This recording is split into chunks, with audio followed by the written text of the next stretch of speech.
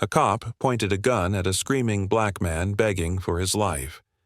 Minutes later, the man revealed who he really was, and the entire precinct went silent. He thought fear would make him obey. He didn't realize the man begging for life wasn't a criminal. He was a hero in plain sight. Subscribe if you believe justice begins where judgment ends. Put it back or I'll cuff you right here. The officer's voice cracked through the store like a gunshot, sharp and sudden. The teenager froze, hands halfway to his hoodie pocket, eyes wide, heart visibly pounding against his ribs. He looked no older than 15.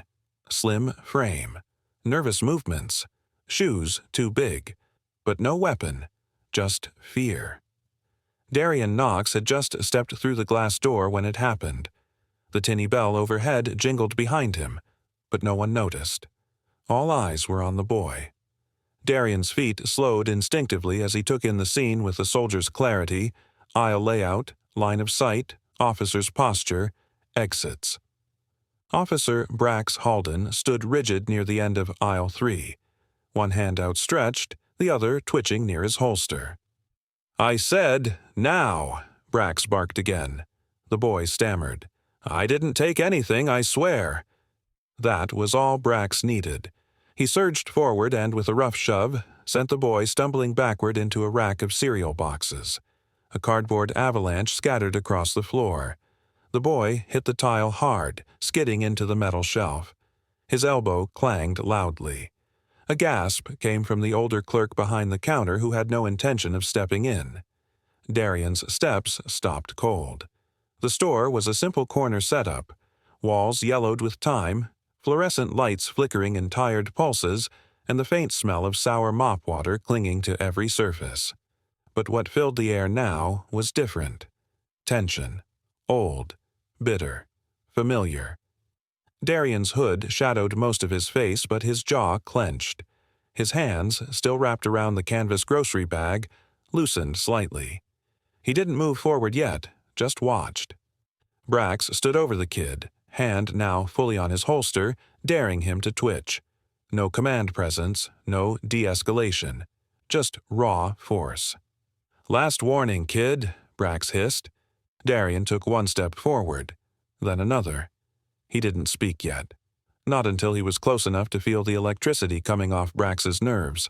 Not until he saw the boy's trembling fingers trying to crawl backward through a sea of crushed cardboard. "That's enough," Darian said evenly, his voice low but filled with a gravity that made the words feel like weight dropped into water. Brax turned instantly, startled, not by the volume, but the tone.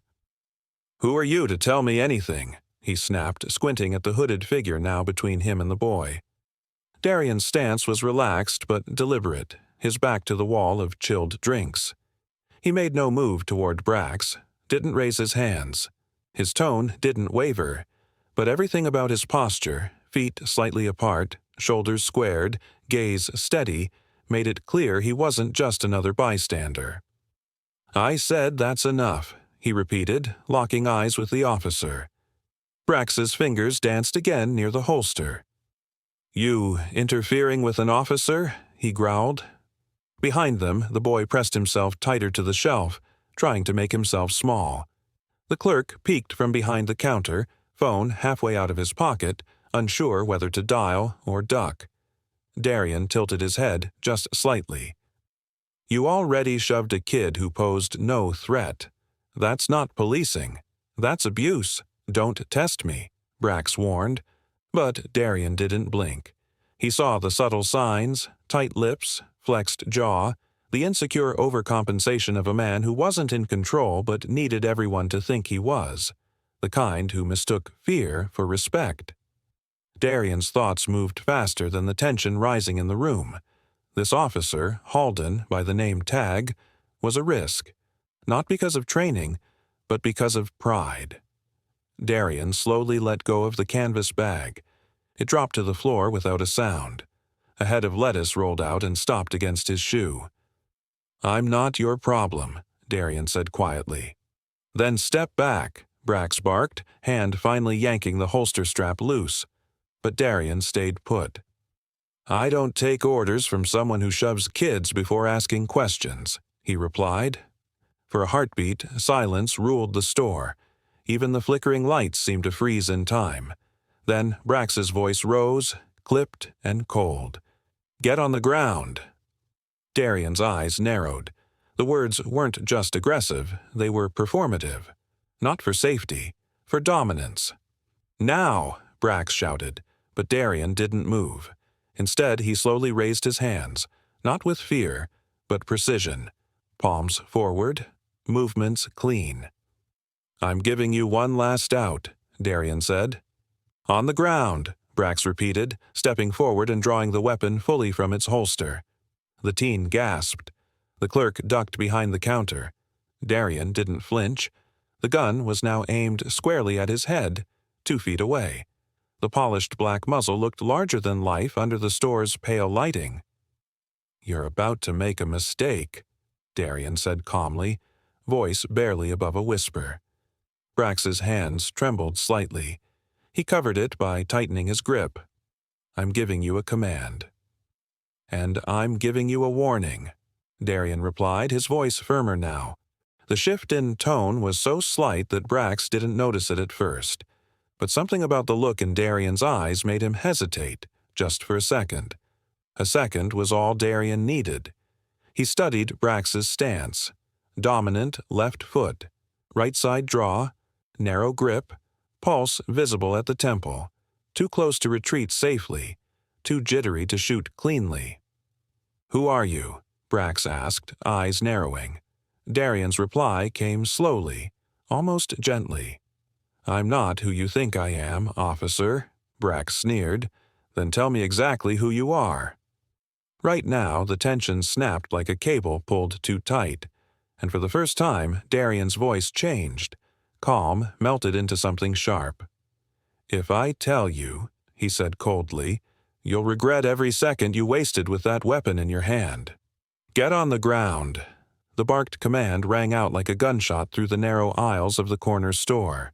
Brax Halden's voice was sharp with authority, but his eyes burned with something else, something personal. His hand hovered just inches from the grip of his service weapon, fingers twitching with anticipation.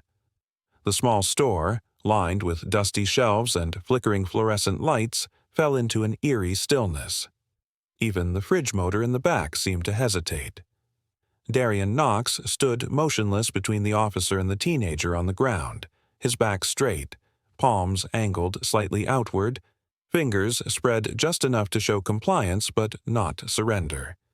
His gray hoodie remained draped over his head, shadowing the sharp focus in his eyes. The scene had shifted in seconds from loud argument to potential tragedy. No sirens, no explanation. Just the sound of a 15-year-old boy gasping and crawling toward a shelf of spilled canned beans, trying to make himself smaller. Darian's gaze never left Brax's. He didn't blink, didn't breathe deeply. His voice, when it came, was quiet but carried weight. "You're about to make a mistake." Brax didn't like being challenged, especially not by someone who didn't match his mental profile of a threat. The man in front of him was dressed like someone down on his luck, but his eyes, they didn't fit the clothes. They held calculation, not fear. "Last warning," Brax growled, drawing his sidearm in a single practiced motion. "Down." Now Darian slowly raised his hands, but the movement was exact, not nervous. Every inch upward was measured. His muscles didn't shake. His shoulders remained squared. Even as the cold steel of the Glock came to rest inches from his forehead, Darian did not flinch. The tension was suffocating. The store clerk, a thin man with a patchy beard, had ducked behind the register, peeking out just far enough to see the officer's stance. A single customer stood frozen near the chips aisle, eyes wide, breathing shallow. Above them, a cracked security camera blinked red. To those on the outside looking in, it seemed like an officer facing resistance, a man refusing to obey. But that illusion, Darian knew, was dangerous. It gave Brax the upper hand, the moral coverage to squeeze the trigger if he twitched the wrong way. Darian glanced sideways just long enough to see the teen huddled, arms shielding his head. The boy looked up briefly, eyes locking with Darian's. It was the kind of look someone gives when they think they're about to disappear from the world. Darian's voice returned, slightly louder. "I'm not who you think I am, officer." He didn't say it as a plea. He said it as a truth too sharp to ignore. Brax's stance didn't change. The safety was already off. "Then tell me exactly who you are," he snapped. "Right now." Darian felt his heart beat once, slow and firm in his chest. He knew how this looked, knew that without credentials or time his words would carry no authority here. But time was something he didn't have. Not with a teenager trembling behind him. Not with a weapon brushing his forehead. He let the calm in his voice melt into something else, steel beneath silk. "If I tell you," Darian said, eyes narrowing, "you'll regret every second you wasted with that weapon in your hand." That line hung in the air like a storm cloud. But what it carried wasn't arrogance, it was certainty. A warning. And Brax, though too proud to admit it, felt something shift in his gut. Something he hadn't felt since his academy days. Doubt. But his hand didn't waver. Not yet. The cold barrel of Brax Halden's service pistol pressed harder against Darian Knox's forehead, the tension in the room thick as oil. "You threatening me?" Brax hissed, his jaw clenched so tightly it made the tendons in his neck twitch. The fluorescent lights buzzed above, flickering once, casting a faint stutter of shadows across the linoleum floor of the corner store. Cans lay scattered by the knocked-over shelf, a silent witness to how fast control had slipped. Darian didn't move. Not an inch. His breath was calm, controlled, as if he were lowering his pulse by sheer will. His voice, barely above a whisper, carried more power than a shout. "I'm warning you." Behind them, the store clerk had crept backward toward the counter, hand trembling as he lifted the receiver of a dusty landline phone. He didn't dare speak above a whisper. "Dispatch. There's an officer inside. He may be in trouble." His eyes were glued to the scene unfolding in front of him. A uniformed cop moments away from pulling the trigger on a man who hadn't even raised his voice. Outside, the growl of approaching engines cut through the air. 2 patrol cars rolled into the lot, lights spinning silently, tires crunching over gravel. Radios crackled faintly through the windows. The backup had arrived. Inside, the teenage boy still crouched behind the cereal aisle, his back against the metal shelving. He had stopped crying, but his breath came in short, shaky bursts. His eyes stayed fixed on Darian, not in fear, but with a dawning realization. This man wasn't afraid. He wasn't panicking. He was watching, measuring, as if he had already calculated every threat in the room. The front door creaked open, and another officer stepped inside. Officer Linden. Younger than Brax, leaner and more alert. His gaze swept across the room in one glance, then froze when he saw Brax's weapon drawn and planted against Darian's brow. He drew his own sidearm instantly, stepping into a wide stance. "Brax, you got this?" "Yeah," Brax barked, barely glancing at his partner. "He won't comply." Darian's hands were still raised, palms forward. But there was no fear in them, just clarity. He noted the subtle movements. Linden's breathing pattern, the slight tremor in Brax's hand, the camera mounted just above the freezer aisle, still blinking red. He began speaking, not loudly, not with panic, but with a tone that commanded pause. "You boys ever hear of Sentinel Group? Omega Branch?" His question hung in the air like a foghorn in deep mist. Linden frowned slightly, the name stirring something vague and distant. Brax, unmoved, narrowed his eyes. "What is this, a stall tactic?" he growled. They didn't respond. "Didn't think so," Darian murmured, more to himself than to them. His voice was quieter now, like a coil pulling tighter. For a moment, the store felt like a stage frozen mid-act. Every breath, every glance, every twitch of a trigger finger existed on the edge of consequence. Then Darian made his move, not with his body, but with his name. "I am Lieutenant Commander Darian Knox," he said, locking eyes with Lyndon. "Confirm that name with Central." Neither officer spoke. The name meant nothing to Brax, but Lyndon's grip shifted slightly, uncertainty creeping into his expression.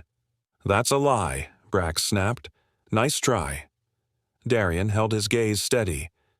"I know it doesn't mean much to you right now," he said evenly, "because the truth hasn't caught up to this town. But you're pointing a gun at someone who's trained more men than you've ever met." The air tightened. Darian's voice dropped, now calm and final. "And you're seconds away from knowing exactly what that means." Brax didn't blink. His knuckles whitened around the grip of his gun, muzzle locked in place against Darian Knox's forehead. The tension in the air was dense, suffocating, like the whole store had stopped breathing. The gun's metal pressed firm, cold, and merciless against Darian's skin, but he didn't move, didn't flinch, didn't plead. He just stared up, unshaken, like the barrel of a pistol was a minor inconvenience compared to what he'd already seen. Lyndon stood a few feet away, gun still drawn, but his aim had started to falter. Sweat crept down his temple. He wasn't sure what rattled him more, Darian's icy stillness, or the subtle shift in tone from this so-called suspect who had spoken with command in his voice, not fear. Then a sharp vibration cut through the moment. The phone on the linoleum floor buzzed once, then again. It rang. Brax's eyes darted to it, lips curled in distrust. On the cracked screen, through the fractured glass, the caller ID glowed. Commander Strom. Omega HQ. Darian didn't even glance at it. His gaze never left Brax. Lyndon lowered his weapon by an inch. "Brax, look at his phone." Brax didn't move. His jaw tightened. "Could be a setup." "No," Lyndon said, swallowing hard. "My cousin tried to enlist in Omega. He said they don't even list the recruitment office. Only top-tier clearance. He said it's where they send the shadows. I don't care if it says he's the president," Brax snapped, teeth clenched, gun unmoving. "He's not following commands. He's resisting. And I'm not about to get blindsided by someone playing dress-up with a made-up unit." Darian slowly lowered his hands, still not reaching for anything, just breathing slow and steady. His voice, when it came, was low and clear.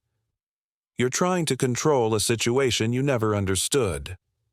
That's the problem. Brax's finger tightened over the trigger. "Don't preach to me." Then the door slammed open behind them. The crack of impact echoed through the store like a thunderclap. Brax spun, instinctively shifting his stance to meet the new threat, still keeping Darian in his peripheral. But what entered was not local backup.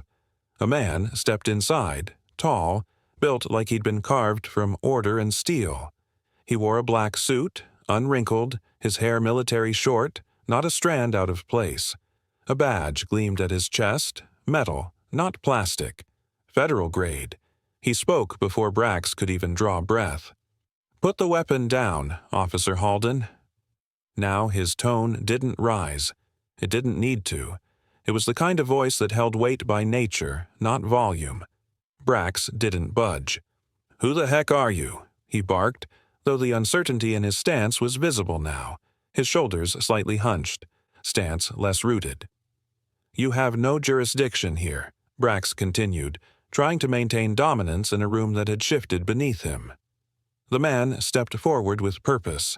He raised a thick leather folder and snapped it open. The emblem on the front shimmered under the flickering store lights. An eagle, wings spread over a shield, the words Sentinel Access. Level 7 emblazoned in silver. "I do now," the man said coolly. He turned his eyes to Darian. "Lieutenant Commander Knox, are you injured?" Darian finally exhaled, a subtle lift of his shoulders.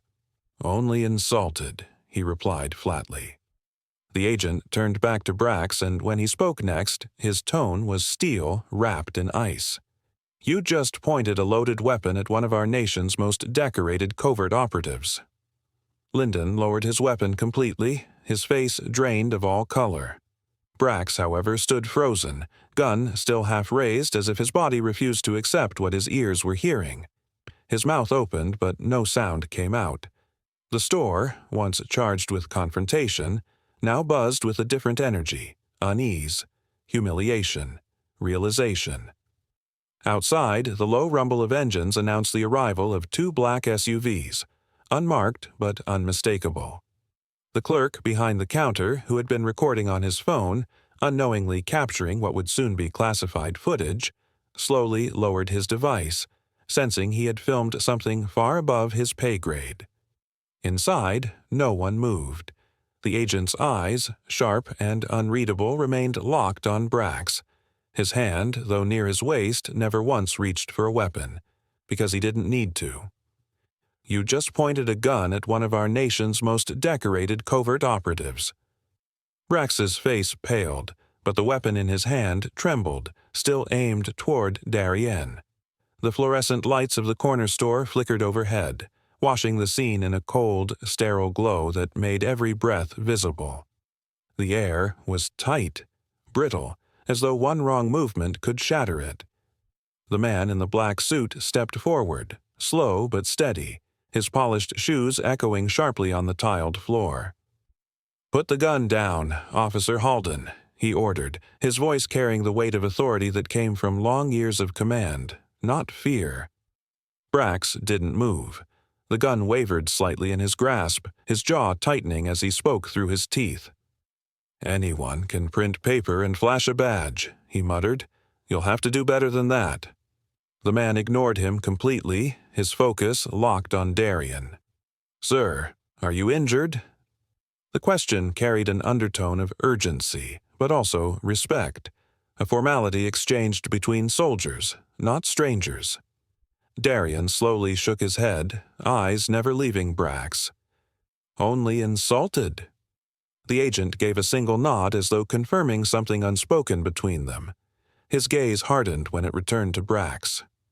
"This man's file is classified beyond your clearance. You've just committed a felony-level offense under the National Protection Act by threatening a covert unit member in active status." The words struck like gunfire in the confined room. The clerk gasped quietly from behind the counter, and the teenage boy peering from the aisle froze. The tension that had filled the store shifted. Brax was no longer the enforcer, but the one under scrutiny.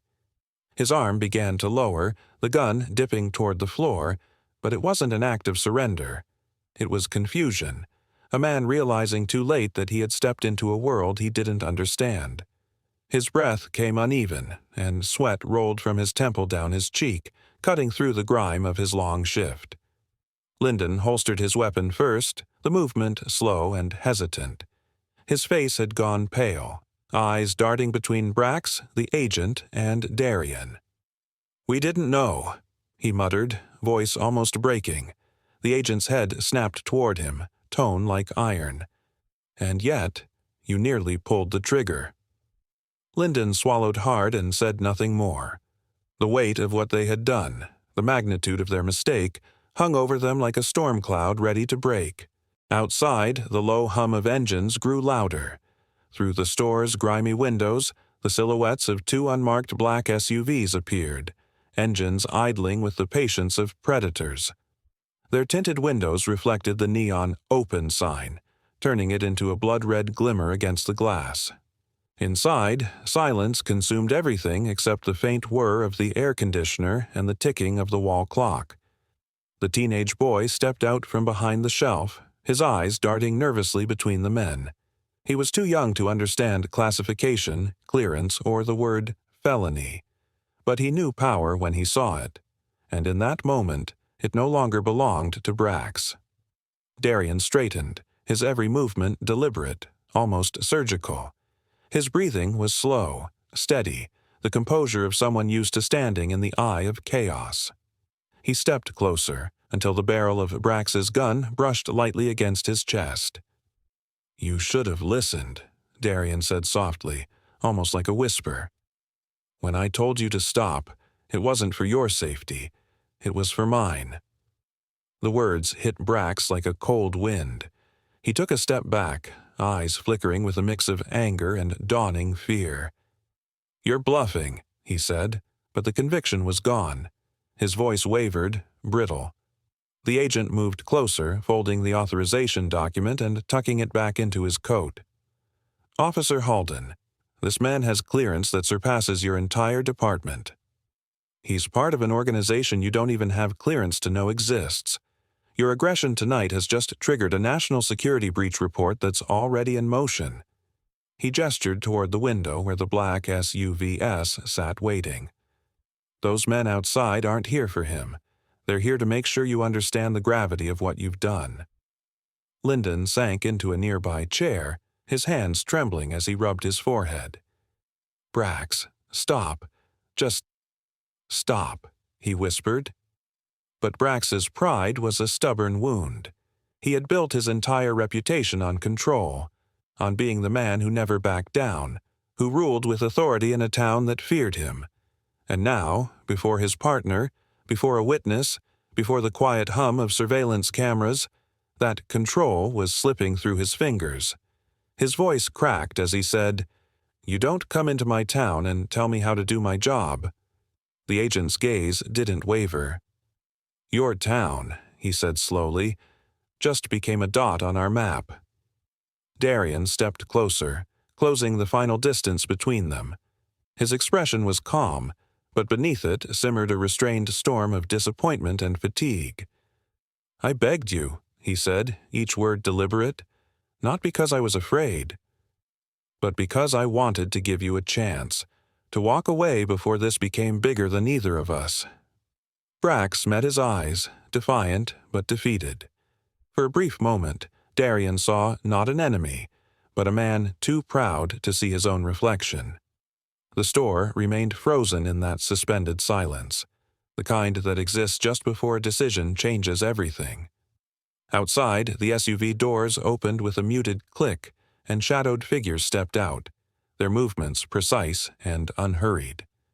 Brax could feel the walls closing in, every sound amplified, the steady hum of the freezer, the metallic rattle of his gun as his grip loosened, the soft tap of Darian's boots as he turned toward the door. The agent spoke again, his voice final and cold. "This entire town's about to learn what kind of mistake that was." He gestured toward the officers standing outside, waiting. "You'll be hearing from Internal and Sentinel. And if you're lucky, they'll let you keep your pension." Darian paused at the doorway, looking back one last time. His face was unreadable, part pity, part warning. "You should have listened when I begged. Not because I was weak, but because I gave you a chance." He held Brax's gaze for one heartbeat longer before walking out into the flashing headlights and the rising sound of engines. "And now, that chance is gone. Put the weapon down, Officer Halden." The words dropped like a steel anchor into the silence of the store, flattening whatever tension had still been hanging between Darian Knox and the trembling air around them. The voice came from the man who had just entered, tall, square-jawed, dressed in a black tactical coat with the glint of a federal badge clipped to his breast. His steps were quiet, but his presence radiated weight. He didn't shout, didn't flinch. His tone wasn't emotional. It was final. Absolute. Brax Halden turned, gun still in hand, confused and annoyed. "You have no jurisdiction here," he growled, though his grip had subtly weakened. The man ignored him, eyes fixed on Darian, like the rest of the world didn't exist. "Lieutenant Commander Knox," he said, "are you injured?" Darian stood still, arms loosely raised, the cold muzzle of Brax's gun still inches from his temple. His expression didn't shift, but a flicker of sarcasm passed through his voice. "Only insulted." The agent nodded curtly, then finally turned to Brax and reached inside his coat. "Federal authorization," he said, sliding a laminated document across the checkout counter. "Sentinel Access Level 7. You've just threatened an active field operative protected under Re-entry Statute Code 91V. That's a felony under the National Protection Act." Brax blinked once, then twice. His arm fell to his side. His eyes scanned the document. Then Darian. then the badge, as if trying to stitch together a reality that refused to make sense. The teen, still huddled behind a tipped-over shelf of canned beans, slowly peeked out. His face was a mix of awe and disbelief. Lyndon, still near the door, slowly holstered his sidearm. "We didn't know," he muttered like someone who'd just seen a ghost put on reading glasses. The agent stepped forward, his calm turning razor-sharp. "You weren't supposed to know." That was the entire point of this re-entry assignment. Commander Knox has been living under classified oversight after 16 years of service. You didn't just interrupt that. You compromised it. A thick silence spread like smoke. Darian spoke at last, turning toward the teen. His voice, though quiet, commanded attention. "What's your name, son?" The boy looked up, hesitating. "Tyven," he said softly. Darian nodded, his face unreadable. "Tyven, listen carefully. You were in the right place today, but now you need to disappear for a while." "Disappear where?" the boy asked, confused and scared. The federal agent reached into his pocket and held out a thin black card. Matte finish, no text, no logo, just a silver symbol etched at the center. "Give this to the man at the station," the agent instructed. "He'll know what to do." Tyven looked at the card as if it might burn his fingers. His hand shook as he took it. Brax took a step forward, the weight of his earlier authority now crumbling. "What is going on here?" he demanded, voice cracking with more confusion than confidence. The agent's gaze locked onto Brax with unblinking precision. "What's going on," he said slowly, "is a reckoning." He didn't raise his voice, but the word landed with all the force of a hammer splitting wood. The lights in the store flickered slightly as if the very circuits were reacting to the shift in gravity. Darian turned to look at Brax, his eyes hollow with disappointment. "You didn't listen," he said. "When I asked you to stop, when I gave you a chance to de-escalate. You saw a man trying to protect a boy and decided he was a threat. You brought a weapon to a silence I was ordered to protect." Brax opened his mouth, but no words came.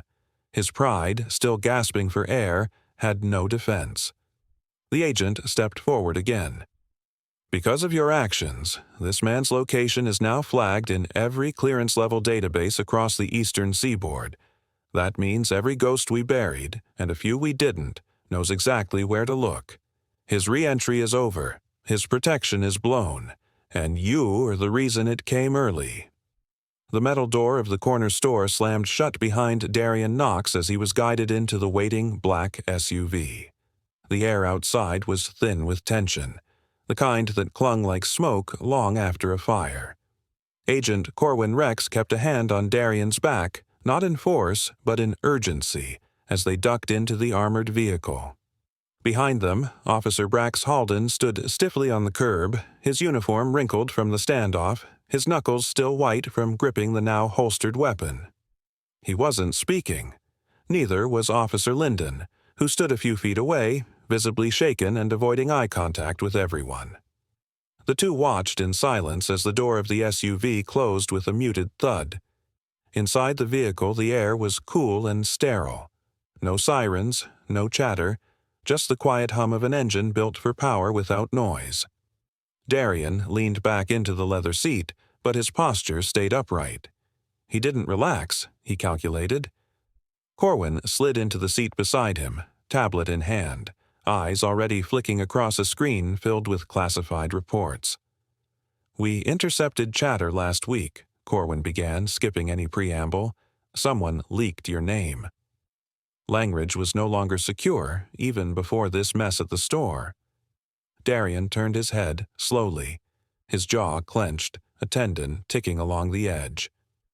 "I knew coming here was a risk," he said, "but I didn't expect it to come from a cop's gun." Corwin didn't respond right away.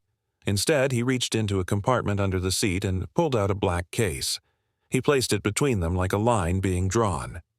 "You need to gear up. We believe the leak came from inside Omega." Someone with clearance and a grudge, Darian popped the case open without hesitation. Inside, nestled in foam, was a sleek encrypted phone, a serialized sidearm with custom grip, and his old Omega ID badge marked with a red stripe across the top, a signal to anyone with the clearance to understand what it meant. Combat status reactivated. He held the badge for a moment longer than necessary. Memories flickered in his mind like flashbangs. Missions in distant cities, names that no longer existed, whispers through earpieces in languages most men never learned. Every item in that case wasn't just gear. It was a key to a life he'd walked away from, or thought he had. "What about the boy?" Darian asked quietly. "Tyven." Corwin looked up. "Already protected." Rerouted through the community channel. New identity being constructed. Now, Darian nodded, fingers brushing the grip of the weapon before closing the case again. But the tightness in his chest didn't ease. "This isn't about him anymore, Darian." Corwin's voice dropped lower, his expression darkening. "They're not just coming for you. They're coming for your past." Darian's eyes didn't move, but something behind them hardened. He looked out the window as the SUV made a sharp turn onto a gravel road that twisted through thick woodland. The sunlight was fading behind the trees, cutting lines of gold and shadow across his face. "Who's behind it?" Darian asked after a long pause. "We have suspects," Corwin said, "but no names we can confirm. The pattern is familiar. Disruption, exposure, psychological bleed. They're trying to force you out, break your anonymity, make you a symbol, then take that symbol apart." Darian let out a breath that sounded more like a vow. He looked down at his hands, steady, calloused, not shaking. "They don't want me quiet. They want me seen, targeted. It's not revenge. It's a message." Corwin nodded grimly. "Exactly." And Langridge was the first postcard. Outside the tinted windows, the secure site came into view, an old ranger outpost retrofitted with military-grade doors, cameras disguised as birdhouses, and perimeter sensors buried in the brush. A place forgotten by most, remembered by only a few. Darian knew it well. He'd helped build the protocols that kept it hidden. As they slowed to a stop, Corwin turned to him one last time. "You understand what this means. You're not reactivated by paperwork, Darian. You're reactivated by necessity. Someone wanted you out. You're out." Darian stepped out of the vehicle slowly. The air smelled of pine, rain, and metal. He didn't hesitate. Not anymore. His past had arrived on his doorstep. This time, he wouldn't run from it. He looked back at Corwin one last time. "Then I guess it's time I stop running. Let them come. I'm ready to finish what they started." A police officer aimed his gun at a black man trembling on the pavement, ignoring his pleas for mercy. If you believe power without truth destroys trust, hit subscribe now. Because justice doesn't wear a uniform, it reveals character. Brax Halden sat alone in the dim light of his living room, the television off, his badge placed face down on the coffee table. The silence pressed in on him, heavy and sharp. Just hours ago, he'd stood with authority, gun drawn, voice booming. Now he was a man under investigation, stripped of his weapon and title, suspended without pay pending federal review. The official notice lay unopened on the counter. He didn't need to read it. He'd lived it. Across town, in a low-lit operations bunker beneath the Sentinel Field office, Darian Knox stood over a flickering screen. His posture was composed, but his eyes were calculating, scanning frames from surveillance feeds, his expression a mask of hardened resolve. The footage showed Brax shouting, gun raised. The camera angle caught Darian's calm, controlled stance. Freeze frames revealed every detail. The way Darian stood without flinching, the way Brax's hand trembled at the trigger. Corwin Rex leaned over his shoulder, arms crossed tightly. "It's spreading through the internal channels," he said. "Every operative, every regional command, everyone's seen it by now." Darian nodded once. "Then we need to find out who made the first move." "That wasn't just a rogue cop incident. Someone nudged the domino he swiped through classified field logs, encrypted back-channel chatter, and names. So many names, but one resurfaced like a bruise that never healed. Ryson Cade. Dishonorably discharged. Last known coordinates scrubbed. No operational activity in 5 years. Darian's jaw clenched. "He blamed me," he said, voice low. "Said I left him behind. Said I'd pay for it." Corwin's tone shifted. "Then that's your target." Darian didn't reply. His fingers moved faster now, calling up old reports, Cade's last mission, redacted messages, a photograph of 4 men in Omega gear, all blurred out but one. Cade's eyes burned through the grainy image. Back in Langridge, the weight of Darian's words echoed in Brax's mind. He couldn't sleep, couldn't think. The air in the house felt stale. He sat on the couch, shirt wrinkled, jaw tight, staring at the wall as if answers might form in the cracks. A knock. Not loud, just 2 short taps, and then silence. Brax stood slowly, unsure whether to grab his sidearm, then remembered it was gone. He opened the door cautiously. A man stood there, tall, with a long brown coat and dark gloves, his eyes shadowed beneath a wide brim. His face was unfamiliar, but there was no mistaking the weight behind his presence. He didn't introduce himself, just stepped past Brax without invitation. "You're the one who pointed the gun at Knox," the man said, surveying the room with a glance that felt like a measurement. Brax's shoulders squared. "Who are you?" The man didn't answer.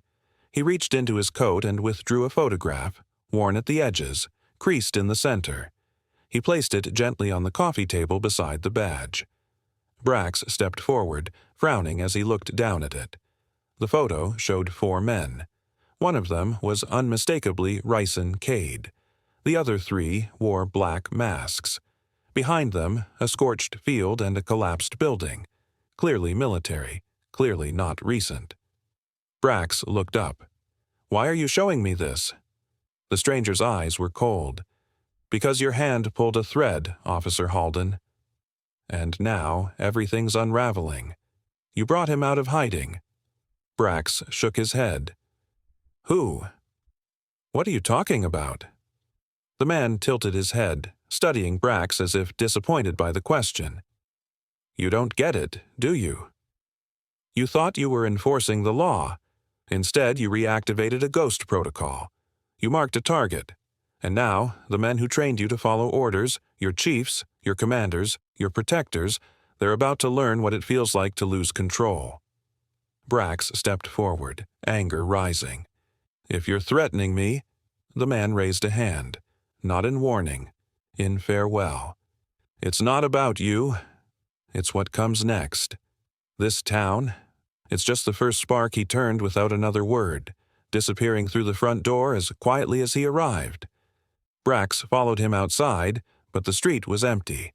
No sound, no footsteps, just a photo left behind, and a warning that crawled under his skin. Inside, Brax stared at the image again. Ryson Cade's eyes locked onto his like a memory-turned curse. And in that moment, Brax realized something he hadn't grasped in the heat of that store confrontation. It was never about Darian Knox refusing to comply. It was about what would wake up when the wrong man raised a gun. And now, whatever that was, it was awake. "Langridge won't survive what's coming." The encrypted phone buzzed sharply against the steel desk, the vibrations sharp enough to rattle a stray paperclip. Darian snatched it up before the second buzz. The screen flashed a single name, Tyven. He pressed accept. "Commander." The voice on the other end was a whisper, panicked and cracking. "They found me." Darian's body stiffened. "Where?" I don't know who they are. They wore black masks. One of them said you lied to me. Said you left something unfinished." A metallic clang echoed through the line, like a steel door being slammed shut. "Tyven, focus. Where are you right now?" Darian's voice was calm but carried the weight of thunder. There was a pause. then a whisper. The train yard. Near the north platform, the line went dead. Darian was already moving before the silence settled. Corwin turned from the wall of maps, sensing the shift. "What is it?" "They've got Tyven," Darian said, strapping on his gear with precision that came from years of conditioning, not panic. North platform. Train yard. Corwin stepped in front of the exit. "You know that's bait." "I know." Darian clipped on his tactical belt and retrieved his wristband sensor from the case. "But this time, I'm the one springing the trap." "Then let me come with you." "No." Darian's tone was final. "If Ricin planned this, he expects a team. He'll only show if I come alone." Corwin hesitated, then stepped aside, eyes scanning the map one last time. "Just remember, Ricin doesn't care who gets caught in the crossfire anymore. He's not the man you used to serve with." Darian didn't reply. His footsteps echoed down the corridor, vanishing into the cold breath of night. The train yard was shrouded in fog. Not the gentle kind that softens light, but thick, suffocating, unnatural. It slithered between rusted containers and corroded tracks like something alive. The only sound was the faint clatter of an idle freight train shifting on the rails, the occasional hiss of steam rising from its underbelly. Darian moved low and silent, boots avoiding broken glass, his breathing shallow behind the thin layer of his tactical scarf. He scanned the area using the wristband sensor. 3 faint heat signatures flickered ahead. Too faint to be open targets. They were crouching, waiting. And there, 50 feet away under a flickering floodlight, was Tyven, blindfolded, his arms twisted behind him and cuffed to a thick rail post. His chest rose and fell fast, like a bird sensing the wind shift before a storm. Darian didn't approach directly. He crouched behind a crate of rusted oil drums and adjusted his earpiece. Static Ricin had a jammer running. That meant one thing. This was personal.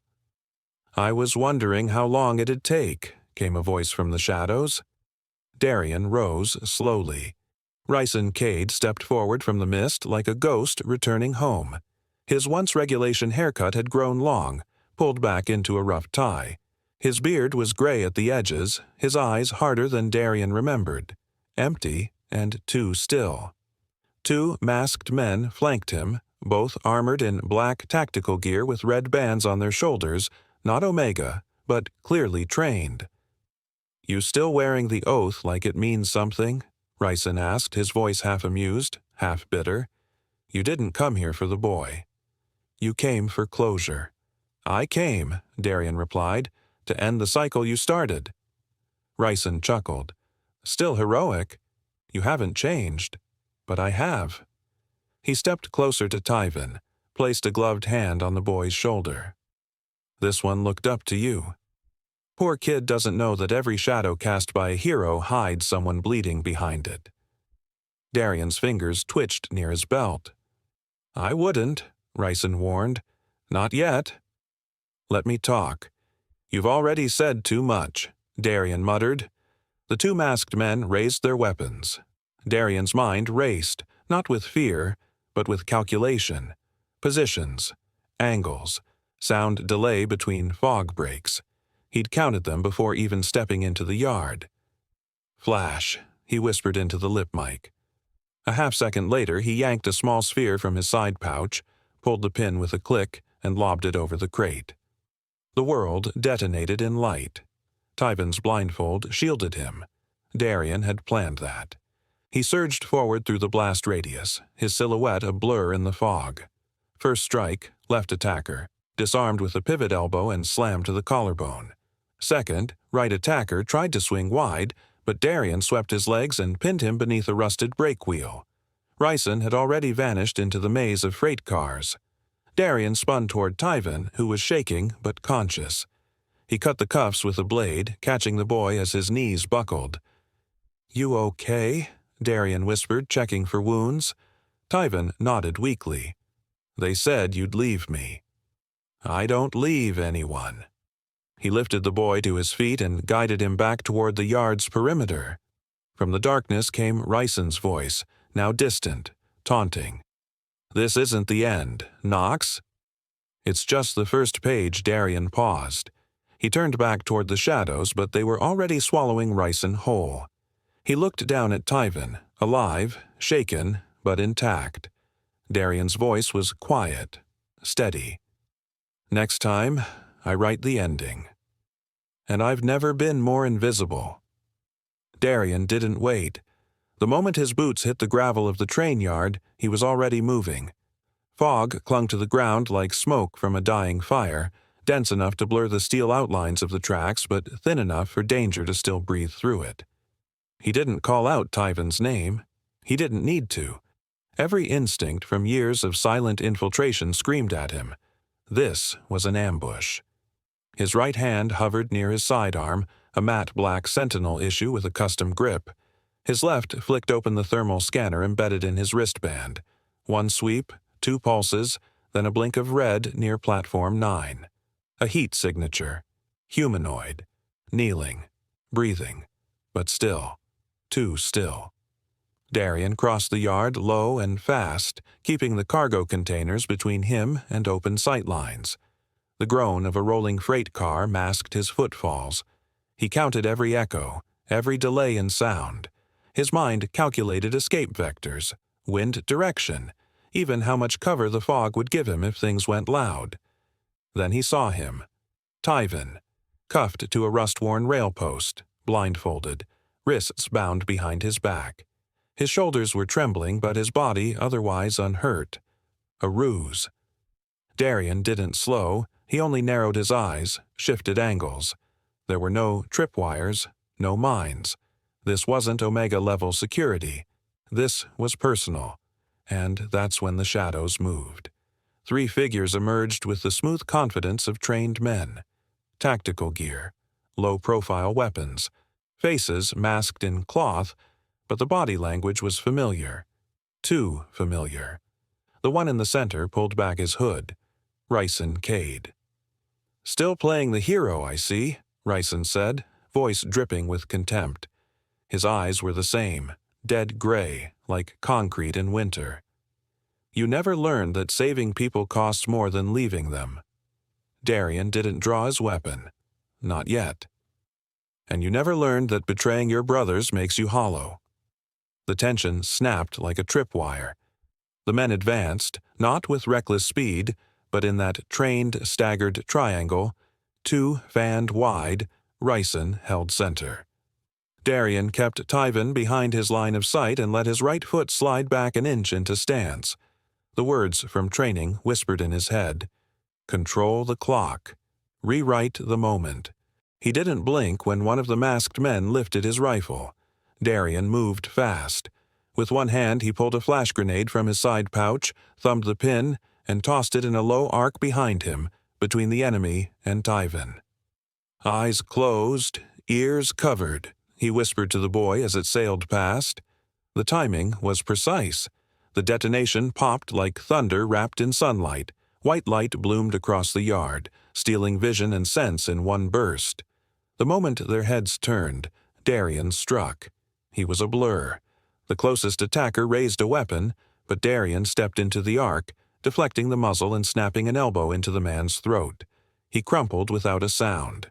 The second came in from the right. Darien pivoted low, sweeping the man's leg before slamming a knee into his ribs. 2 down. Seconds spent. 4. Ryson was gone. Darien spun, scanning the fog beyond the freight car gaps. Faint footfalls. A moving shadow. The echo of boots against steel. "Coward," Darien muttered, sprinting to Tyven. He checked the boy's vitals quickly, then unlocked the cuffs with a bypass tool from his belt. Tyven's eyes fluttered under the blindfold. "They said you lied," Tyven mumbled. "They said you left them." "I didn't," Darien replied, cutting the bindings. "They just don't understand what I had to become." He stood, pulling the boy to his feet. His breath formed tight clouds in the air as he scanned the far tracks. Ryson had left something behind, on purpose. A warning. A trail. Or was it bait for a larger trap still unfolding? Darien didn't have time to linger. He pulled Tyvan's hood up and guided him down a safer rail line toward the exit. His eyes never stopped scanning. He knew Rison wouldn't give up. This wasn't just about a grudge. It was about legacy, twisted, weaponized, and out for blood. As they reached the shadows of a rusting boxcar, Tyvan asked quietly, "Is it over?" Darian didn't answer right away. He stared into the creeping dark, remembering the way Rison's eyes burned, how that voice said, "First page," like he was writing a new doctrine. "No," Darian finally said. "But next time." He glanced back toward the empty tracks Rison had vanished into. "Next time, I write the ending. And it won't have your name in it." Darian Knox pushed open the precinct door with a steady hand and an unblinking stare. Fluorescent lights buzzed overhead, casting harsh shadows on the tiled floor as murmurs rippled through the front desk area. Officers paused mid-conversation. One dropped a pen. They had seen this man once before, but never like this. He wasn't a bystander today. He was a storm walking through the eye of calm. No hesitation, no announcement. Just steps, measured and deliberate, toward the holding wing. The guard on duty barely raised a hand before Darian displayed a federal clearance card, black with a single silver triangle etched into its surface. The guard stepped aside without a word, eyes widening as the door buzzed open. Inside, Brax Halden sat on the edge of a metal bench, unshaven, his uniform long gone, replaced with state-issued grays. The walls around him were a dull beige, stripped of dignity like the man they now caged. He looked up slowly when he heard the footsteps, and for the first time in days, the tightness in his chest changed. Not relief, not fear, something stranger. Shame. "You came back," Brax said, voice rough, almost like he didn't believe it. Darian stopped just short of the bars. No anger in his face, no satisfaction, just that same unreadable stillness that had unnerved Brax the first day they met. "To give you something no one else did," Darian said. "Truth." He placed a brown dossier through the narrow slot of the holding door. Brax hesitated, then took it. The seal on the front was unfamiliar. Omega insignia, top clearance. Inside were redacted transcripts, time-stamped mission logs, and one page printed in bold, Active Operative Exemption, Code V. Brax flipped through in silence. His throat tightened as reality fell into place like cold iron links. The man he'd pressed a gun to, twice, wasn't just telling the truth. He was the truth. "You really were who you said," Brax muttered, closing the file. He didn't meet Darian's eyes. Darian stepped closer, voice quiet but sharp as a scalpel. "I never hated you, Brax. I hated that you didn't pause. You looked at me and saw a threat. Not a man." Brax's fingers clenched the file. His pride, once louder than his judgment, now sat silent in his throat. He wanted to speak, to defend himself, to apologize. But no words came. Darian studied him for a moment longer, then said, "You still have a choice." Brax looked up. "The next generation of officers, they can learn what you didn't. You've been in power. You've been disgraced. Now you understand both sides. That's a tool if you're willing to use it." Brax finally spoke, though his voice was strained. "And if I don't, then you sit here. Rot. Tell yourself you were right until the walls believe you." The silence returned between them, heavy but not bitter. Not anymore. There was something else now. Possibility. Darian turned to leave, his footsteps already fading toward the outer hallway, but he paused at the threshold. His hand rested on the door frame. He didn't look back. He didn't need to. "Use your mistake," Darian said, voice level. "Don't let it bury you." And then the final words fell, low and deliberate, a message delivered like a line carved into stone. Because sometimes the scar is the only thing that keeps us from wounding others. The encrypted bait file uploaded to the federal honeypot server glowed on the interface screen with a name that was impossible to ignore: Knox, Final Ops. Inside it, nothing of real substance, just metadata markers and fake coordinates tied to an abandoned communications relay in Elston. But it was enough. Hours after the upload, surveillance satellites tracked the anomaly: a high-frequency ping from a masked terminal believed to be operated by Ryson Cade. Less than 12 minutes later, black SUVs rolled out from a Sentinel operations center, headed east. The trap was set. Darian Knox wasn't in any of those vehicles. Instead, he stood quietly at the back of a modest basement hall inside the Langridge Community Center, dressed in a simple black shirt with sleeves rolled up to his forearms. There was no body armor, no sidearm, no tactical headset. Just a podium, a semicircle of folding chairs, and a line of young men seated with uncertain eyes and restless hands. The Shield Light program's opening ceremony had drawn barely 20 attendees, half of them there because their probation officers recommended it. But that didn't matter to Darian. He knew exactly how change started, not with crowds, but with moments.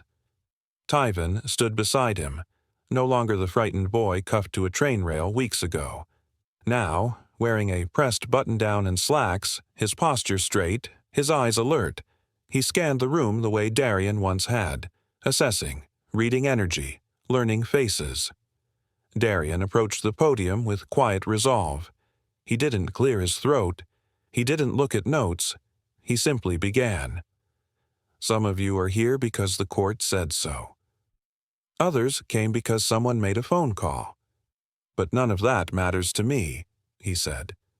His voice was calm but carried the sharp edge of purpose. What matters is this.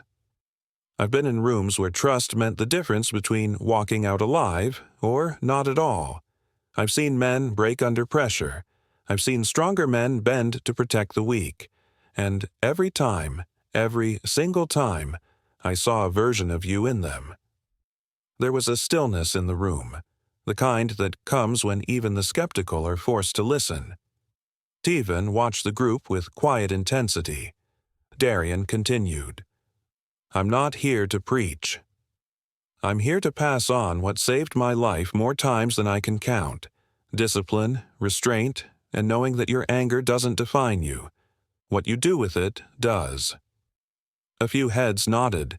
One boy in the back, probably no older than 16, crossed his arms but didn't look away. Darian saw him, noted him. After the speech, Tyven stepped forward. He held the microphone with visible nerves, then spoke slowly. He saved me twice, he began, voice cracking slightly. First, from danger. Then from becoming bitter. He looked directly at Darian. That's why I'm here. The small audience clapped, hesitant but real. The moment wasn't dramatic, but it was honest. Meanwhile, just over 100 miles away, the operation in Elston unfolded with precision. Ryson Cade arrived alone at the vault site, expecting to intercept data he believed would expose Darian's final classified deployments. Instead, he triggered a silent perimeter alert. Within minutes, 4 Sentinel agents emerged from tactical cover, weapons drawn, their movements choreographed from years of joint drills. Cade resisted, but only briefly. When it was over, he was on the ground, shackled, breathing hard, staring up at the overcast sky. As they hauled him to his feet, one agent muttered, "Should have known better than to chase ghosts." Back in Langridge, the Shield Light ceremony was winding down. Darian stepped outside alone, the cool evening air washing over his skin. He didn't carry the weight of the past like armor anymore. He let it rest, moment by moment. Beside the brick wall of the center, Brax Halden stood at a distance, unnoticed by the crowd inside. No badge, no uniform, just a man watching from the shadows. He didn't approach, but the look in his eyes wasn't one of guilt. It was one of learning. Darian saw him. He gave no signal, no wave. Just a nod, small, almost imperceptible. Brax nodded back and turned away. Later that night, In a quiet office inside Sentinel's regional HQ, Corwin Rex reviewed the after-action report from Elston. The operation was clean. No casualties, no collateral. But Darien hadn't responded to any of the follow-up messages. Corwin opened his desk drawer and removed a sealed envelope, handwritten, no stamp, delivered earlier by courier.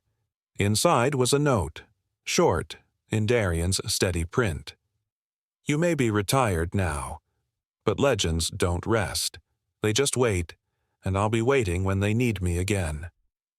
The bell above the door jingled softly as Darien stepped into the newly remodeled space. Where once the air had smelled of dust and canned beans, it now carried the subtle warmth of roasted coffee and aged wood. The bullet scar on the corner tile, long since buffed away, remained only in Darien's memory, and even that, he realized, had dulled. The corner store where a badge once shook in anger was gone. In its place stood Second Chance, a quiet, modest cafe with reclaimed brick walls, polished oak counters, and a single plaque near the register. Dedicated to those who paused long enough to see the man, not the threat. Darien's eyes lingered on it.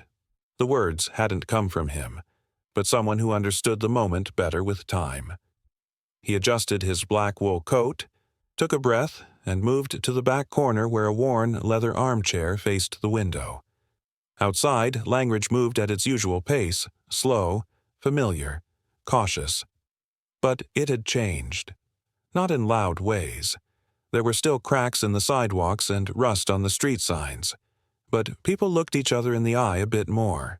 Fewer glances, full of assumption. More questions asked instead of orders barked. Darien never asked for credit. He never wanted it. But sometimes, walking down Main Street, he caught nods from men who once might have looked through him. That was enough. A quiet voice broke his reflection. Commander. Darien turned to see a young man in uniform, barely 20, with a white band pinned to his chest that read, Peacekeeper Corps. Behind him, the light caught a familiar face. Taller now, leaner, with steady eyes and shoulders squared by purpose, Tyven. Darien stood, and the two embraced without words. I almost didn't recognize you, Darien said, stepping back. You finally grew into that name. Tyven grinned, brushing dust from his coat. Told you I would. Just needed the right push. They sat, and for a moment, silence filled the space between them like an old companion. Tyven eventually reached into his coat and placed a worn envelope on the table. Letters from the boys in my unit, he said. They wanted to thank you. Even if they don't know your full story, Darien opened it slowly. Inside were handwritten notes, different scripts, languages, even sketches. Some joked, some prayed. All of them spoke of second chances. I didn't save you to make soldiers, Darien said quietly. Tyven nodded. You didn't. You taught us how to stand when the world looks the other way. Darien smiled faintly, but his eyes were shadowed. Still, Tyven added, I heard about Ryson. Darien's posture stiffened slightly. Disappeared. No one knows where, Tyven asked. Darien's pause was telling. No, he said at last, and some things are better left that way. The cafe owner, a quiet man named Ellis, walked by their table and offered a nod. Darien raised a hand in thanks, remembering how Ellis had once refused to serve him during his first month back in town. Now, the man offered free refills and made sure no one sat too close if Darien wanted space. Time had moved. People, too. Across the room, a group of high school boys in uniform blue hoodies, Shield Light trainees, laughed over cups of cocoa and pointed at a training video on a tablet. Darien watched them for a while. Do they know who you are? Tyven asked. They know I was someone before. That's enough, Darien replied. They don't need the rest. Not the gun, not the titles, Tyven leaned forward. But they respect you because of what you carry in silence. Darien nodded slowly. He didn't disagree. Later, as Tyven left to return to his station, they shook hands, firm, final, full of quiet pride. Darian watched him go, the cafe door closing behind him with a soft click. Outside, the wind lifted snowflakes into slow spirals against the gray sky. The winter was coming early this year. In the weeks that followed, Darian kept his routine. Morning training, afternoons with shield light, evenings in the cafe, where locals asked fewer questions and simply let him be. Brax Halden came once, limping slightly, older now with deep lines around his eyes.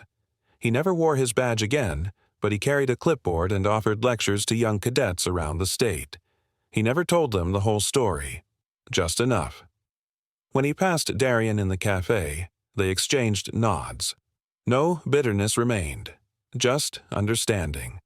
And then the news came. Ryson Cade, prison record sealed, vanishing from federal custody without a trace. No public outcry. No confirmation. Only rumors. Some whispered that Darian made the call. Others believed justice, unseen and final, had acted on its own.